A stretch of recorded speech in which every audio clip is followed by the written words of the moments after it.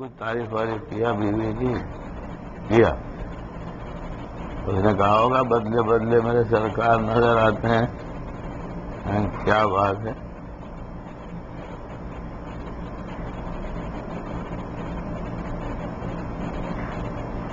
اگر اس نے میرا بیان سن لیا آپ کے موبائل میں کہ جھوٹی تعریف کرو، آپ تو سنائیں گے، تو وہ کہے گی کہ چلو چلو سب جھوٹ بول رہے. اس سے کہہ دینا بھائی جھوٹ تو وہ بولے جس کی بیوی کے اندر خوبی نہ ہو. یہ تو اس کے لیے کہا گیا، میرے لیے تھوڑا ہی کہا گیا ہے. میری تو ایسی ہے کہ اس تعریف کے لائق ہے. بہت شرم آتی ہے لوگوں کو اپنی بیوی کی تعریف کرنے. جو سب سے بڑا بے شرمی کا کام ہے بظاہر، وہ تو اچھی نیت سے عبادت بن جاتا ہے، اس کے کرنے میں تو کوئی حرج نہیں، تعریف کرنے میں شرماتے ہیں. عجیب بات ہے. اور تعریف ہر آدمی کو پسند ہے، تعریف سب کو پسند ہے. اس کو معلوم بھی ہو جائے کہ ہم ایسے نہیں ہیں تو بھی پسند ہے. مثلا شکیل کو معلوم ہے کہ شکیل کیسا ہے، کیا کیا گل کھلایا ہے اس نے، لیکن دو چار آدمی جب کہتے ہیں حضرت، ہاں تو شکیل سمجھتا اب تم حضرت ہو گئے.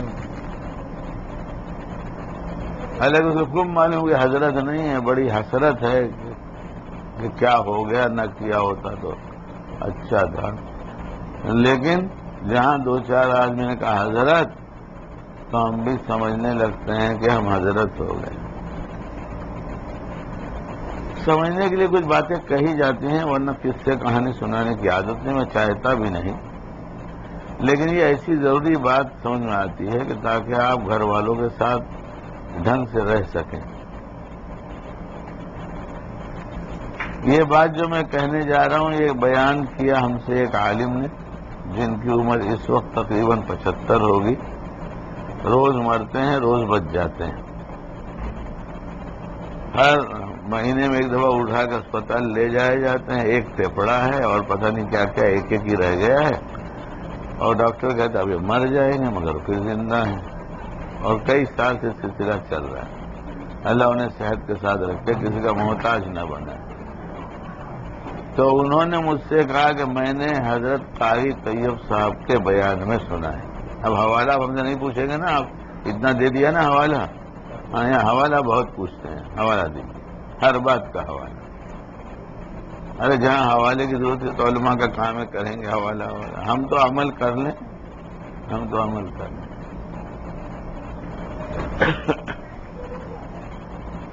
انہوں نے مجھ سے کہا کہ میں حضرت قاری طیب صاحب کا بیان سن رہا تھا، اور یہ بات بھی انہیں شاید 25-30 سال پہلے سنایا ہوگا، بہت پرانی بات ہے، کہ حسن نام کا ایک آدمی تھا جو بہت مشہور تھا کہ اس کے جیسا جھوٹا دنیا میں کوئی نہیں ہوگا. جھوٹ بولنے میں مشہور تھا، اور یہ مشہور ہو چکا تھا، اکثروں کو علم ہو گیا تھا کہ حسن بڑا جھوٹا آدمی، سچ بولتا ہی نہیں. اسی زمانے میں ایک عورت مشہور ہوئی کہ اتنی ایسی بدشکل عورت تو شاید اللہ نے بنایا ہی نہ ہوگا، اور یہ دونوں کا چرچا ہوا. حسن کو ایک دن خیال ہوا کہ چل کر دیکھنا چاہیے اللہ کی قدرت کا شاہکار کہ آخر کیسی بنایا ہے کہ اتنا چرچا ہے، کہ اتنی خراب ہے، اتنی بدشکل ہے. تو وہ گیا ملاقات کے لیے. ملاقات ہوئی تو اس نے بتایا میں حسن ہوں. اس نے کہا وہی جو جھوٹا مشہور ہے. اس نے کہا چھوڑو ان باتوں کو، تم میری بات سنو. وہی تو ہوں مگر میری بات سنو. تمہارے بارے میں سنتا رہا، بہت لوگوں نے کہا کہ بہت بدشکل ہے، لیکن میں نے جو تم کو دیکھا تو اتنا خوبصورت تو میں نے آج تک دیکھا ہی نہیں. اس نے کہا اللہ کی قسم حسن تمہارے اس سے سچا بھی نہیں کوئی.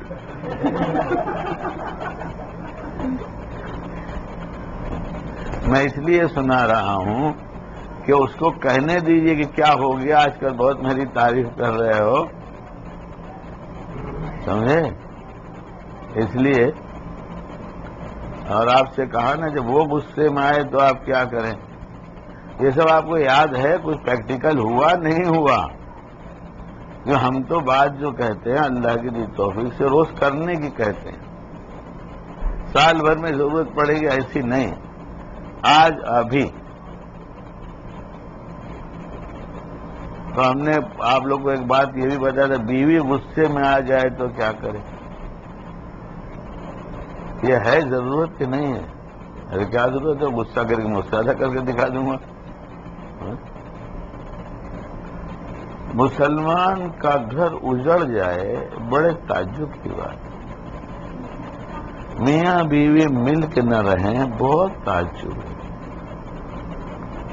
جب دیکھو تو جھگڑا، باہر بہت بااخلاق، لیکن گھر میں جا کے ذرا جھانک کے دیکھو تو جھگڑے سے گھر خالی نہیں ہے۔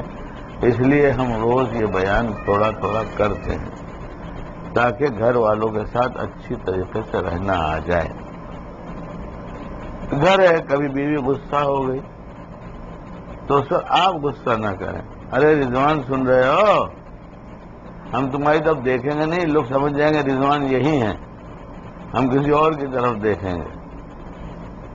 نام کا اعلان تو ہوا نہیں نا، اس لیے ہم ادھر ادھر کہیں دیکھ لیں گے، جدھر نہ دیکھیں لوگ سمجھ جائیں کہ ادھر نہیں دیکھ رہے، یہی ہو سکتے، تو ایک الگ بات۔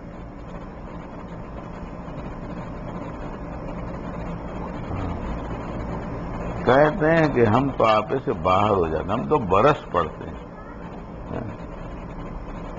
تو جس گھر میں بے موسم برسات ہو وہ گھر تو بہہ جائے گا بھائی۔ تو جب وہ غصہ ہو جائے تو آپ غصہ مت کیجئے، آپ اسے خالی ایسے دیکھیے آنکھیں پھاڑ کر، تو پھر کیا کہے گی؟ کیا کہے گی؟ اور غصہ ہوگی، کیوں آپ تو غصہ ہو نہیں رہے؟ غصہ ہو، تو جب آپ کچھ نہیں بولیں گے تو زور سے ہاتھ مار کے کہے گی کیا سنتے نہیں کیا؟ کچھ کیا ہوا تم کو؟ سنتے نہیں؟ سنائی نہیں دے رہا ہے کیا؟ تب اس وقت کہیے نہیں سن تو رہا ہوں، مگر یہ دیکھ رہا ہوں کہ تم غصے میں اتنی حسین نظر آتی ہو کہ میں دیکھتا ہی رہ گیا، اگر جلدی جلدی کیا کرو۔ تو کہے کہ چپ رہیے، اس کا مطلب مقرر ارشاد ہوگا۔ اس کا کیا مطلب ہوگا؟ ہاں،